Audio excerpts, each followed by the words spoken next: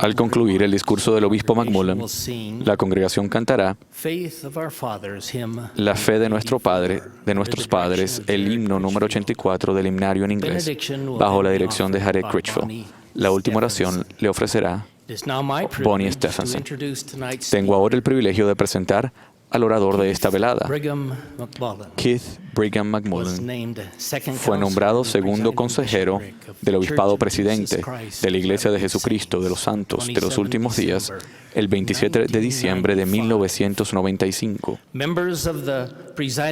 Los miembros del obispado presidente son autoridades generales que supervisan los asuntos temporales de la Iglesia, coordinan servicios provistos a los miembros de la Iglesia en más de 150 países y realizan deberes adicionales según se los indique la primera presidencia.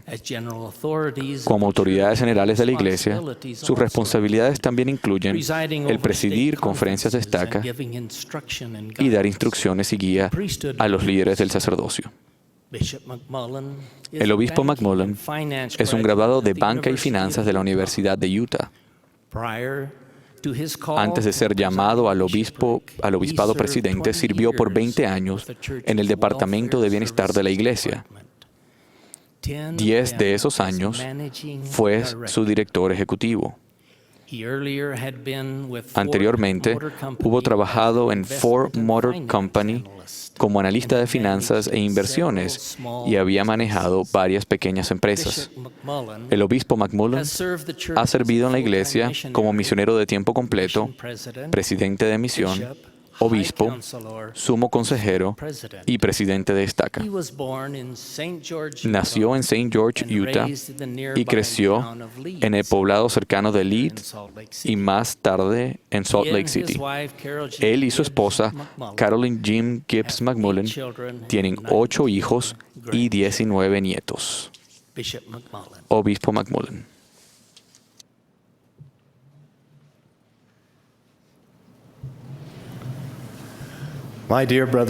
Mis queridos hermanos y hermanas, que también se les ven a ustedes viniendo de tantas partes del país. Y creo que esta tarde se han reunido a través de toda la tierra, entre ahora y la transmisión de esta. Seremos capaces de reunirnos y de estar juntos, y es maravilloso esto. Algo glorioso sucedió en la conferencia general el mes pasado. La mayor parte del mundo ni siquiera lo notó, pero para quienes aman y conocen la verdad, fue tan inolvidable como el aplauso de 10,000 relámpagos.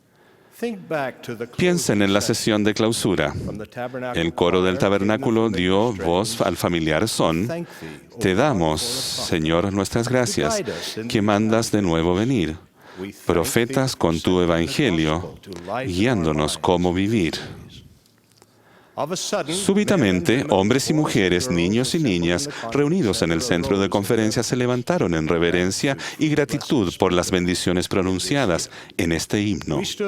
Nos pusimos de pie en agradecido reconocimiento por el hecho de que el Evangelio de Jesucristo ha sido restaurado, que Dios el Padre y su Hijo han hablado de los cielos, que José Smith fue un profeta y que el presidente Hinckley es el profeta del Señor en la tierra hoy en día. Fue una experiencia espiritual conmovedora. Fue un momento en que los ciudadanos del reino de Dios, actuando bajo la influencia del Espíritu Santo, se pusieron de pie como señal de su fe. Anteriormente, ese día, el presidente Hinckley había hablado tierna y agradecidamente sobre sus avanzados años y su salud. Siempre un ejemplo de fidelidad, nuevamente dedicó su vida a los propósitos del Señor. Él dijo: El Señor me ha permitido vivir, aunque no sé por cuánto tiempo, pero sea cual sea, seguiré dando lo mejor de mí para realizar la obra que se me ha encomendado. Seguiremos adelante hasta que el Señor lo desee. Cuando llegue el momento de que deba haber un sucesor, el cambio será sin dificultades y de acuerdo con la voluntad de Él, porque esta es su iglesia. Por tanto, seguimos adelante con fe, y la fe es el tema del cual deseo hablar esta mañana. Su mensaje vino justo a tiempo y fue inspirado. Fue un recordatorio espiritual de lo que es realmente la vida y de cómo los hijos de nuestro Padre Celestial pueden superar todo obstáculo. Vino a un mundo hundido en el secularismo, la incredulidad y el pecado. La educación en temas seculares contribuye mucho al mejoramiento de nuestro mundo. El aprendizaje secular del más alto nivel florece en una atmósfera de virtud, responsabilidad moral, verdad espiritual y fe. Actualmente se promueven mucho las sociedades seculares. La gente y las naciones se enorgullecen de ser seculares, de centrarse en lo mundano, en aquello que no se considera religioso o espiritual o sagrado. Gran parte del mundo de hoy ve el secularismo como una parte vital de un gobierno equilibrado, justo y ordenado. De aquí que las expresiones religiosas se ven coartadas en los foros públicos y los derechos civiles se ven asegurados mediante las cortes y los procesos legislativos. Hombres y mujeres se alistan para buscar soluciones, compensaciones por medio de los litigios. En lo extremo, el secularismo de la sociedad pasa por alto el concepto de la vida eterna. Lo coloca todo en el contexto del mundo natural y, como consecuencia, se expone a las obras sin fe. Se requiere de vigilia y de gran esfuerzo para ser hombres y mujeres de fe en un mundo secular. Cuando inundado por lo mundano, es la naturaleza humana primero sentir lástima, luego soportar y por último aceptar. El secularismo inunda a la gente con tales resultados hoy en día. Sin el control de la fe en Cristo como el Redentor de la humanidad, este mundo secular o natural produce hombres y mujeres orgullosos, obsesionados con sí mismos, competitivos en extremo, reaccionarios, fieramente independientes, motivados por los deseos, apetitos y la admiración del mundo. En general, el hombre natural es una criatura no redimida, un ser que anda en la luz de su propio fuego. Tal ser se aclimata a la naturaleza de su ambiente, siguiendo el ejemplo y la guía de un mundo caído. Dicho sucintamente, los hombres que se hallan en un estado natural se encuentran sin Dios en el mundo.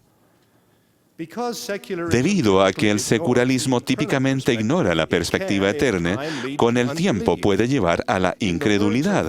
En las palabras de Wolfgang Pannenberg, profesor de teología de la Universidad de Múnich, dijo: un ambiente público de secularismo deteriora la confianza de los cristianos en la verdad de lo que creen.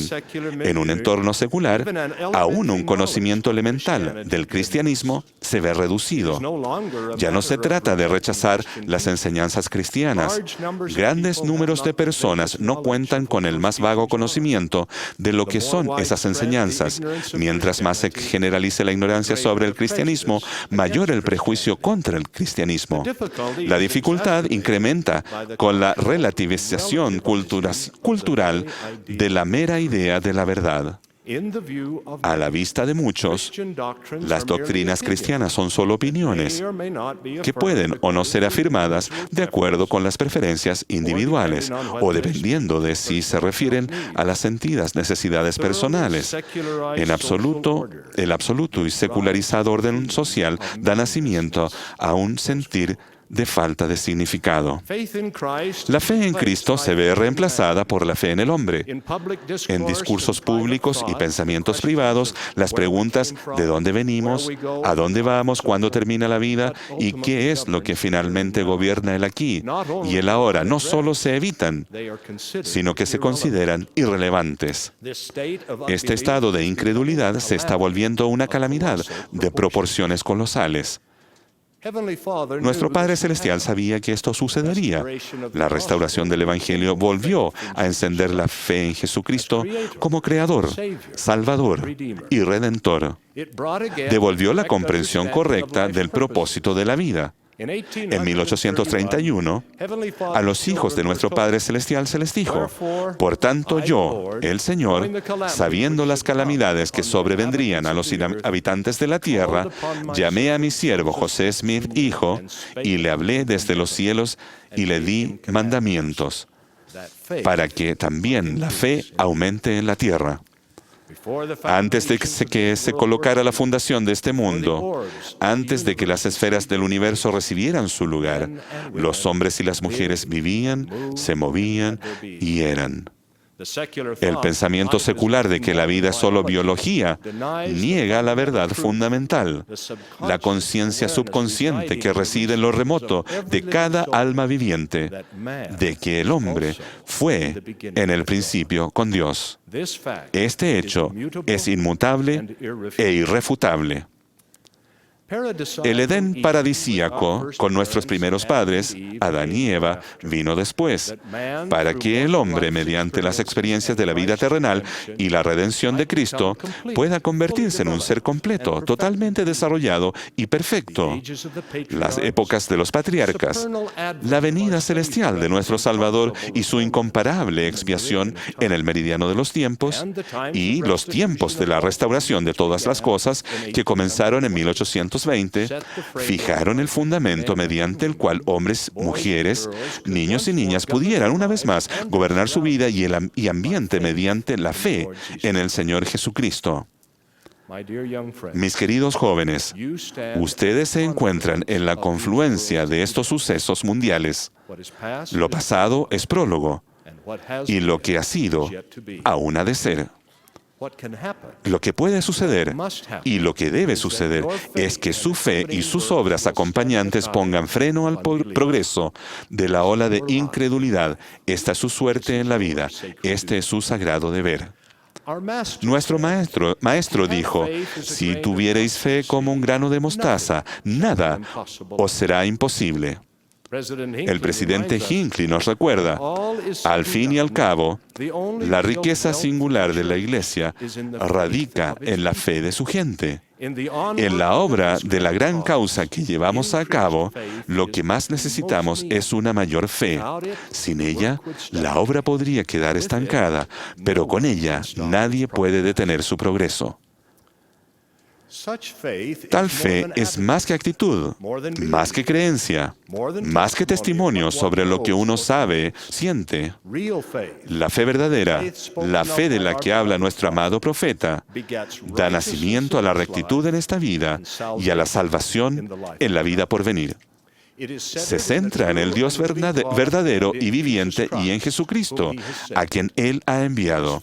Está fundada en la verdad, precedida por el conocimiento y perfeccionada por las obras. Causa que los mortales comprendan y se comporten como deben hacerlo los hijos de nuestro Padre Celestial. Esta fe es el primer principio gobernante que nos permite tener poder, dominio y autoridad sobre cómo pensamos, cómo actuamos y el tipo de hombres y mujeres que somos. El apóstol Santiago nos da la fórmula para tal tipo de fe. ¿De qué aprovechará si alguno dice que tiene fe y no tiene obras? Pero alguno dirá: tú tienes fe y yo tengo obras. Muéstrame tu fe sin tus obras, y yo te mostraré mi fe por mis obras. La fe, si no tiene obras, es muerta en sí misma. ¿No ves que la fe actuó juntamente con las obras y que la fe se perfeccionó por las obras? Hoy en día escuchamos mucho sobre los hitos. Un hito es una norma de excelencia o logro contra la cual se miden o juzgan cosas similares. Hay 4 hitos que pueden ayudarnos a saber si nuestra fe personal en Cristo está siendo perfeccionada por nuestras obras. Estos hitos son las decisiones que tomamos, la devoción que exhibimos, la obediencia que practicamos y el servicio que prestamos. Permítame explicarles. Primero, el hito de las decisiones. Los santos de los últimos días creemos en ser honrados, verídicos, castos, benevolentes, virtuosos. Si hay algo virtuoso o bello, o de buena reputación, o digno de alabanza, a esto aspiramos. Imaginen a un joven elder al que llamaremos Pablo. Él aprendió esto en la primaria. Él lo creyó entonces y lo cree ahora. No obstante, por algún tiempo, Pablo se ha visto plagado por la pornografía. Se ha dado cuenta que su seducción es poderosa y adictiva. Luego de cada encuentro con esta cosa vil, Pablo se siente enfermo, avergonzado y sin valía interna. Pablo asistió a la conferencia general hace algunas semanas y en la sesión del sacerdocio escuchó al presidente Hinckley decir: esta tarde, en esta vasta congregación, no hay ningún hombre ni ningún jovencito que no pueda mejorar su vida. Y eso tiene que suceder. Después de todo, poseemos el sacerdocio de Dios. Este sacerdocio conlleva la gran responsabilidad de que seamos dignos de Él. No podemos permitir tener pensamientos impuros. No debemos ver pornografía. Nunca debemos ser culpables de abuso de ninguna clase. Debemos estar por encima de estas cosas. Levantaos, hombres de Dios, y dejen atrás esas cosas, y el Señor será su guía y apoyo. Pablo decidió: es hora de defender mi fe. Fue al lugar secreto, quitó las sucias fotos, las películas y las revistas vulgares y las destruyó. Limpió su biblioteca de la música dura y estridente y de las sórdidas canciones. Borró de su computadora toda referencia a sitios pornográficos. Instaló un filtro protector y colocó su computadora en un sitio más público para protegerse contra la repetición de su pecado. Pablo reconoció sus transgresiones ante Dios. Oró fervientemente pidiendo la fortaleza para arrepentirse, para expulsar este mal de su vida. Buscó la ayuda del obispo y de sus seres queridos. En lo extremo de su situación, Pablo ha sentido la quieta convicción: hijo mío, estás en el camino correcto. Su fe, por causa de sus obras, se está viendo afirmada y fortalecida. Mucho queda por hacer. Habrá ayuno, oración, estudio de las Escrituras y muchas lágrimas. Un buen obispo brindará ayuda indispensable. La fidelidad y las oraciones de padres y seres queridos proveerán el necesario apoyo. No obstante, el hito demuestra: Pablo está comenzando a ejercitar fe para arrepentimiento. Ha tomado la decisión correcta. Segundo, el hito de la devoción. Los santos de los últimos días creemos que todo lo que Dios ha revelado, todo lo que actualmente revela, y creemos que aún revelará muchos grandes e importantes asuntos pertenecientes al reino de Dios.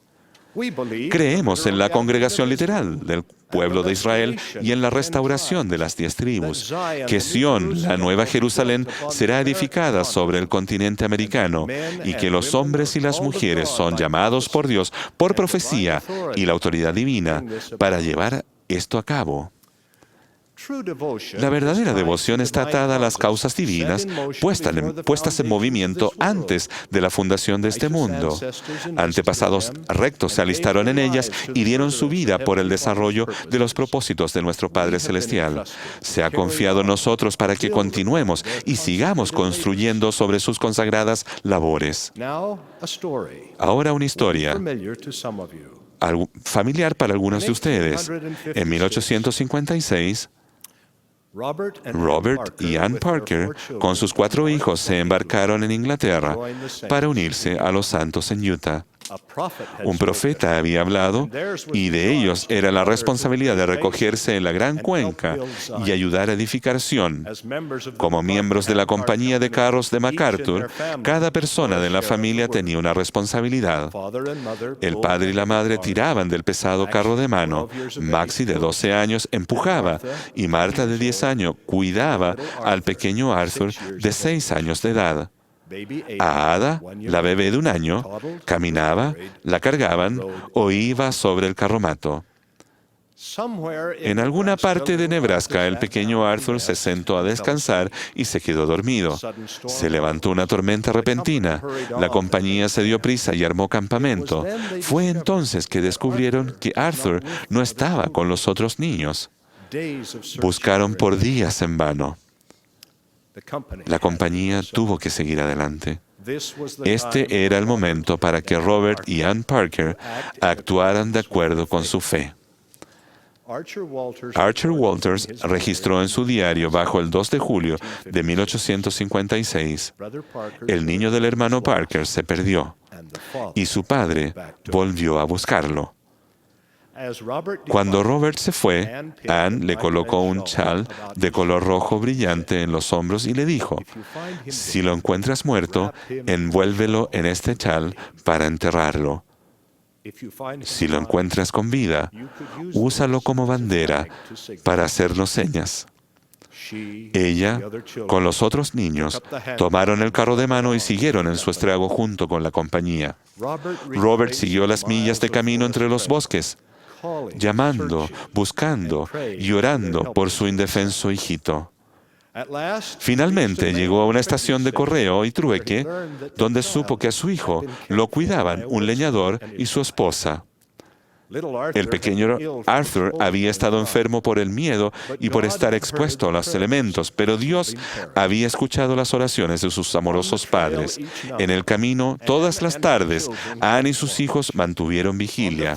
La tercera tarde, cuando los rayos del sol poniente capturaron el reflejo del chal de brillante color rojo, esta valiente madre se desvaneció sobre un montón de tierra. Completamente exhausta, Ann durmió por primera vez en 6 largos días y noches. Dios ciertamente era bueno y misericordioso. Sus obras habían premiado su devoción y santificado su fe. Y con alegría en el corazón los santos cantaron, «Oh, está todo bien».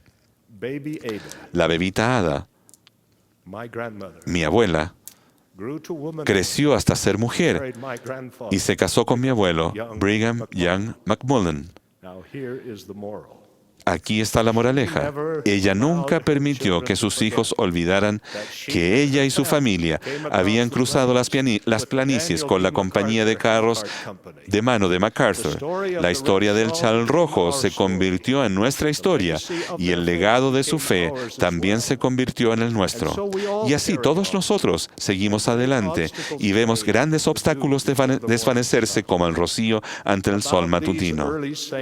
En cuanto a estos primeros santos, el hito demuestra, sus obras fueron señal de fe, su devoción, la norma de acuerdo a la cual debe vivir su posteridad.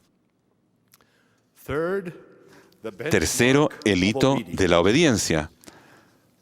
Los santos de los últimos días creemos que por la expiación de Cristo, todo el género humano puede salvarse mediante la obediencia a las leyes y ordenanzas del Evangelio.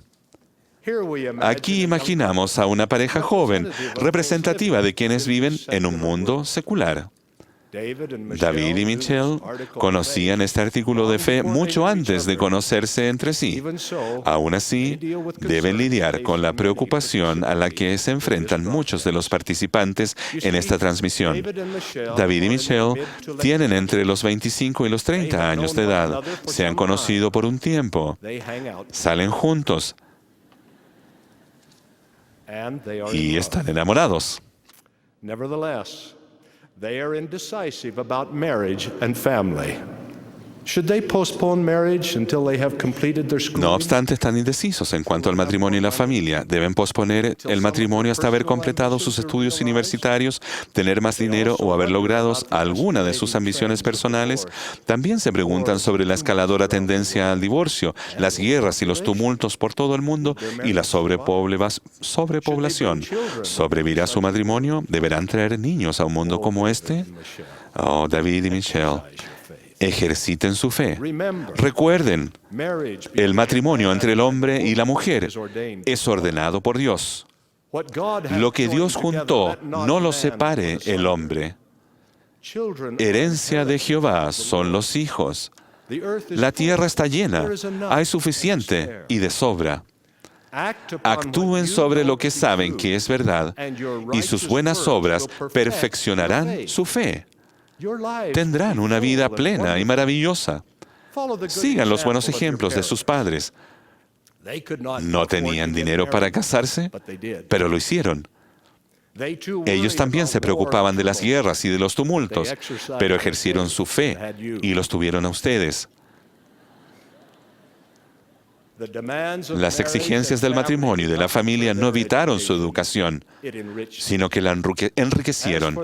Y en cuanto a sus ambiciones personales, ellos están completa y felizmente entrelazados en el bienestar el uno del otro, el de ustedes, sus hermanos y hermanas, y en el de sus nietos. La vida no fue fácil para sus padres. Tuvieron que cuidar mucho el dinero y hacer lo mejor que pudieron con lo que tenían. Ellos también enfrentaron preguntas y circunstancias que no podían resolver. Pero sabían que el camino ordenado por el Dios omnipotente decretaba que siguieran adelante. Y ustedes son mucho más ricos por causa de ello. De las historias que les han contado una y otra vez, ustedes saben que para ellos todo ha sido batalla, pero sus obras han santificado su fe. Ellos son mayores, por seguro, no caminan con tanta ligereza, su comportamiento no está tan intenso, su apariencia no es algo típicamente aclamado por anunciadores. Pero su amor por Dios y el uno por el otro refleja profunda reverencia y adoración. Las cicatrices de la vida les han provisto sabiduría, paciencia y gratitud. En pequeñas pero importantes maneras, se han convertido en la certeza de lo que se espera, la convicción de lo que no se ve, cosas que no podían ver cuando eran más jóvenes en su vida, pero obedecieron, ejercitaron su fe, se sellaron en el templo, fueron bendecidos con hijos y ahora conocen la verdadera fuente de la felicidad. El hito demuestra, la obediencia llama a las bendiciones del cielo. Lo hizo para sus padres y lo hará para ustedes. Cuarto, el hito del servicio. Los santos de los últimos días creemos en Dios el Eterno Padre y en su Hijo Jesucristo y en el Espíritu Santo. Creemos que Cristo reinará personalmente sobre la tierra y que la tierra será renovada y recibirá su gloria paradisíaca. Sabemos más sobre la Trinidad de lo que la mente humana jamás ha concebido, y lo que sabemos es verdad. Y más aún conocemos el propósito de la Deidad para esta tierra y todas sus criaturas. Debido a lo que sabemos y debido a que el Señor ha colocado sobre nuestros hombros el sagrado deber de ayudar a realizarlo, no debemos tomar a la ligera nuestra condición de miembro de la Iglesia.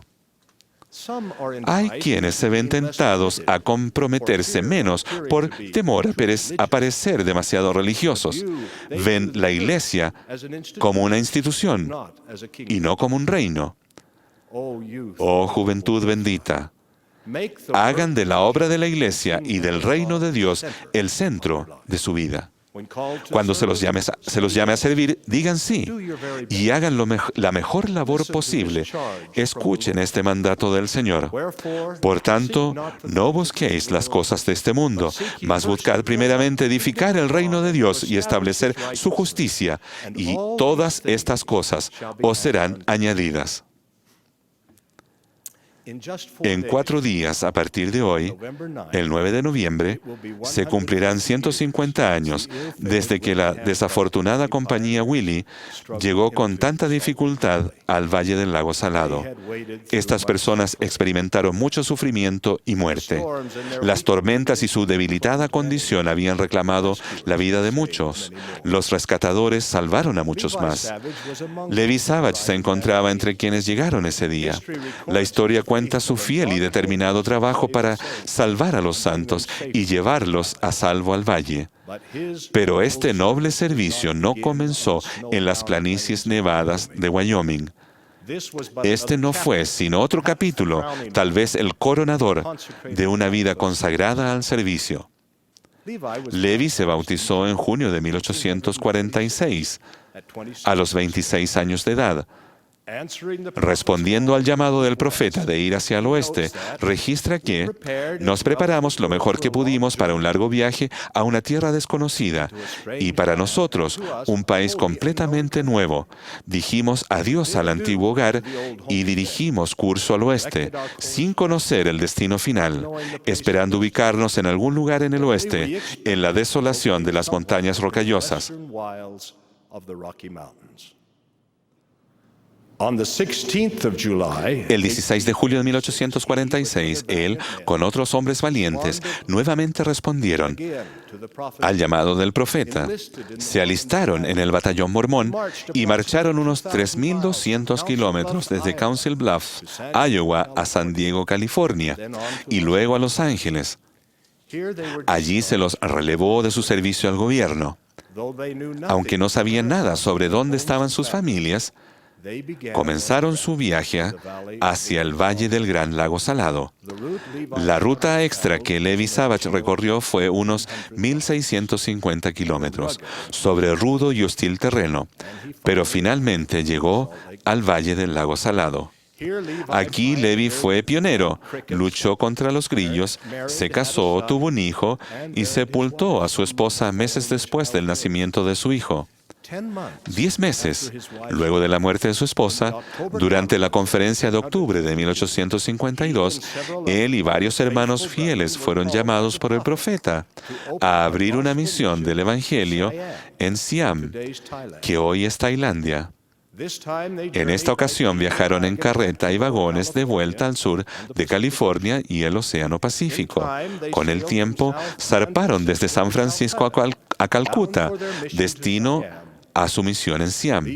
Los datos ingresados en el diario personal de Levi el 29 de enero de 1853 nos dejan entrever el corazón de estos primeros misioneros. Él escribe: nuestro majestuoso barco, empujado por una suave brisa, dirigió curso sobre las ruidosas profundidades hacia nuestro lugar de destino, dejando atrás nuestra amada tierra natal. Cada uno buscó su propio lugar de meditación y allí reflexionó sobre la comodidad de su hogar, los afectos de su amada esposa y sus hijos y amigos. Pero ahora había sido llamado a morar en lo remoto de la tierra. ¿Y para qué? ¿Para apilar oro y plata? ¿O para asegurarse los honores, la pompa y el esplendor de este mundo? No, ciertamente no, sino en obediencia a los mandamientos del Señor de llevar el mensaje de la verdad y la salvación a naciones que se encuentran en la oscuridad espiritual y la superstición.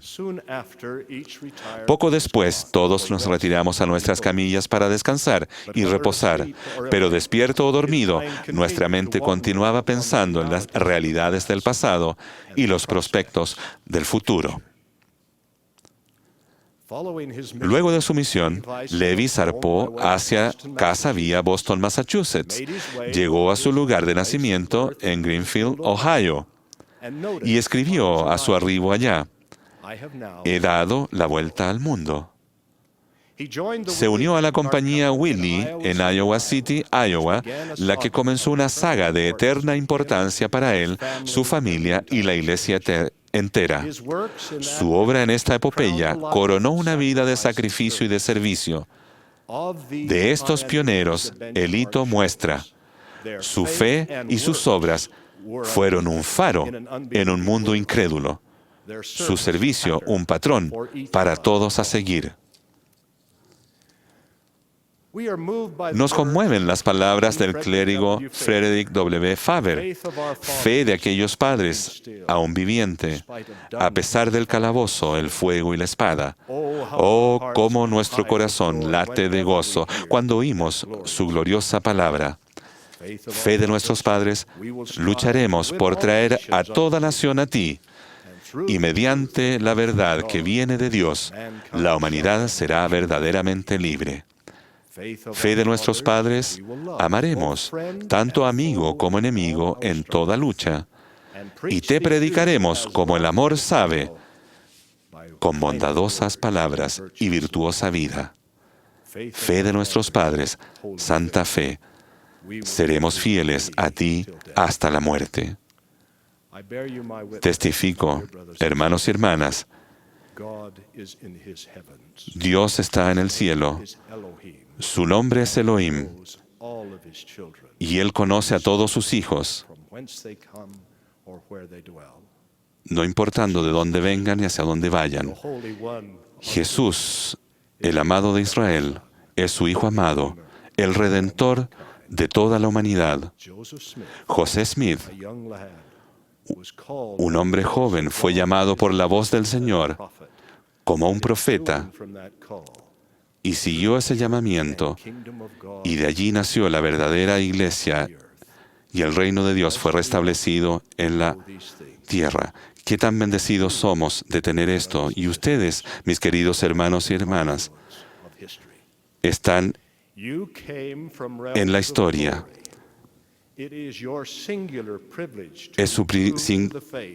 Es su singular privilegio ser fieles a la fe y seguir adelante en las buenas obras. Hagan lo que dicen los profetas. Las generaciones pasadas lo esperan. Las generaciones presentes son salvas por ello. Las generaciones futuras dependen de ello. Y el Espíritu Santo los guiará cada paso que den en su camino. En el nombre de Jesucristo. Amén.